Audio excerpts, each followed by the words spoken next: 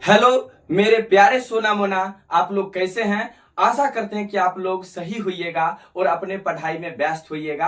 अगर व्यस्त नहीं है प्यारे सोना मोना तो आप लोग व्यस्त हो जाइए। कहीं ना कहीं धीरे धीरे टाइम पास हो जाएगा। और मैथ का तैयारी तो छोड़िए, आपका साइंस का भी तैयारी, हिंदी का भी और संस्कृत का भी तैयारी ऐसा न हो कि छूट जाए। इसलिए प्रत्येक दिन आप लोग मॉर्निंग में 4 बजे जरूर पढ़ाई कीजिए, जिससे आपका क्या हो, तैयारी चरम सीमा पे हो जाए। और कहीं ना कहीं आप लोग को बता दे, मैथ प्रैक्टिस करने की चीज है। आदमी कहता है, ये बातें सत्य भी है। और हर सब्जेक्ट को आप प्रैक्टिस नहीं कीजिएगा तो धीरे धीरे आपका स्किप हो जाएगा। तो इसलिए आप लोगों को कह रहे हैं कि शुरुआत से ही पढ़ाई बेहतर तरीका से कीजिए। और यहाँ आप लोग को बता दे, जो चैनल है वो सौरभ गांगुली क्लासेस बिहार 9 एंड 10 है, लेकिन संस्थान जो मेरा ऑफलाइन क्लास चलता है, पूनम मैथमेटिक्स क्लासेस चलता है। यहाँ ऑफलाइन क्लास में आप लोग जो भी लोग आना चाहते हैं आ सकते हैं और अपना पढ़ाई को बेहतर बना सकते हैं। तो चलिए फिलहाल हम कोऑर्डिनेट ज्योमेट्री के क्वेश्चन को सॉल्व कर रहे थे, तो उसको आगे बढ़ाते हैं। और चैनल पे जो भी दोस्त यार जो भी है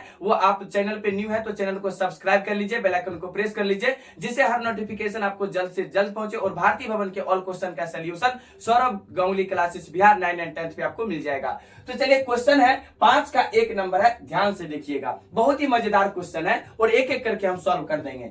दो बिंदुएं जो है दिया गया है, 3, -6 और -6, 8 दिया गया है। अब को मिलाने वाली रेखाखंड एक्स अक्ष किस अनुपात में बांटता है, ये बातें बोला गया है। तो ध्यान से सुनिएगा। आपको जो पॉइंट दिया गया, दूगो दिया गया है। दिया गया बिंदु में 3, -6, तो मान लीजिए एगो ए मान लीजिए और एगो बी मान लीजिए, ठीक है। और इसके निर्देशांक कितना कितना दिया है, 3, -6 क्या है, 3, -6 है। और अगला कितना दिया गया है, -6, 8 दिया गया है। तो चलिए इसके निर्देशांक को मान लेते हैं क्या, x1, y1, और इसके निर्देशांक को क्या मान लेते हैं, x2 और y2 मान लिए। और बोला गया को मिलाने वाले रेखाखंड को x अक्ष किस अनुपात में।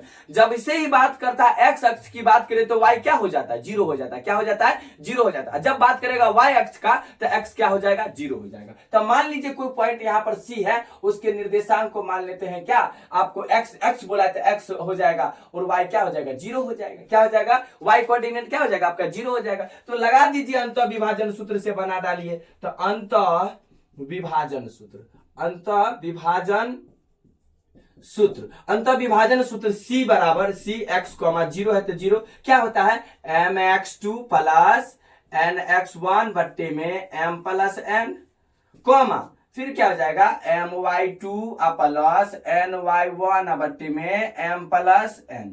ये चीजें हो जाएगा। अब आप क्या कर सकते हैं कि आप इसके वैल्यू को पुट कर दीजिए, कितना अनुपात में, तो मानिए m अनुपात n में विभक्त किया है, विभाजित किया है, बांटा है।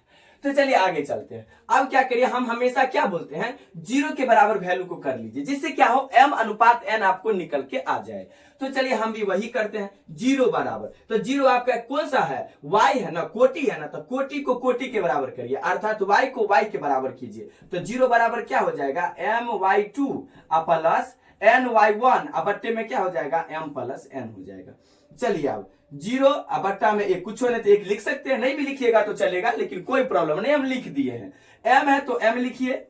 y2 का मान कितना है बताइए, y2 का मान 8 है ना, तो 8 रख लीजिए, प्लस है तो प्लस, n का मान n ही है तो n रखिए। y1 का मान कितना है, -6 है तो -6 रखिए। अब बट्टे में क्या हो जाएगा, m प्लस n।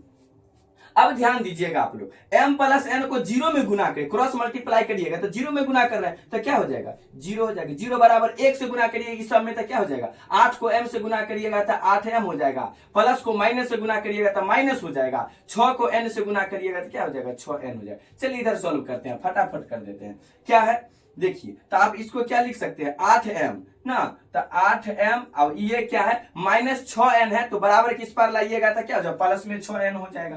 कटा दीजिए जितना से कट रहा है, 2 से कट रहा है तो 3 है, 2 से कटेगा तो 4, यानी क्या हो रहा है, 4m बराबर क्या आ रहा है, 3n आ रहा है। तो m अनुपात n निकालिए, m उधर से लाइएगा n तो बट्टा में आ जाएगा, जो इधर 3 है तो 3 रहने दीजिए, इधर से भेजिएगा तो बट्टा में 4 चला जाएगा।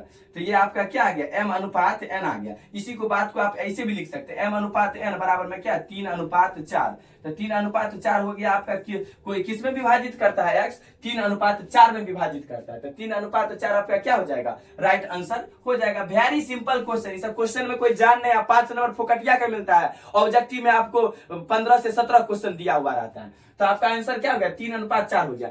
तो दोस्तों आज के लिए बस इतना ही, फिर मिलते हैं नेक्स्ट वीडियो में। अगर वीडियो अच्छा लगा हो तो आप लोग लाइक शेयर कमेंट करना नहीं भूलिए। चैनल पे न्यू है तो चैनल को सब्सक्राइब कर लीजिए, बेल आइकन को प्रेस कर लीजिए, जिससे हर नोटिफिकेशन आपको जल्द से जल्द पहुंचे। और भारतीय भवन के ऑल क्वेश्चन का सोल्यूशन हम वादा करते हैं कि Saurabh Ganguly classes Bihar 9 and 10th पे आपको 100% मिल जाएगा। Thank you.